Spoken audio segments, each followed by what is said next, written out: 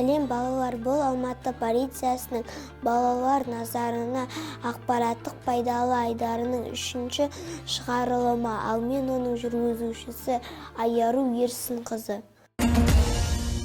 Бүгін біз қандай сайттар қауіпті болуы мүмкін және интернеттер өзіңді қалай қорғауға болатыны туралы сөйлесетін боламыз. Бейтаныс сайттар саған арналмаған. Түсінбейтін немесе қорқынышты зат бар сайтқа кірсең, оны дереу жап. Әсіресе онда жеке деректерді енгізуді немесе белгісіз нәрсені жүктеп алуды талап етсе. Алаяқтардан сақ бол. Кейбір сайттар ойын ойнайтын немесе білім беретін сияқты көрінеді, бірақ шын мәнінде олар жеке деректерді ұрлайды.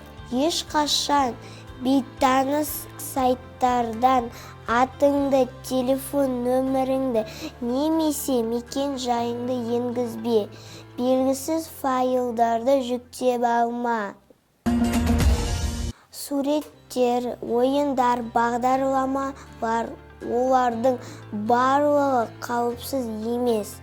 Вирустар телефонды немесе компьютерді зақымдауы мүмкін.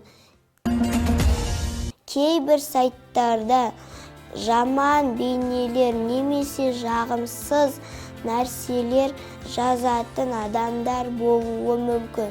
Егер саған бірдеңе ұнамаса немесе олар сені қорқытса, дереу ересектерге айт. Егер сайт бірдеңені талап етсе, келіспе. Егер саған құпия сөзіңді енгіз, фото, сурет жібер, қайда тұратыныңды айт деп жазса, бұл қауіпті. Интернетте бейтаныс адамдарға ешқашан жеке ақпаратты берме. Осы ережелерді есте сақта, сонда сен қауіпсіз боласың. Келесі шығарылымда кездескенше.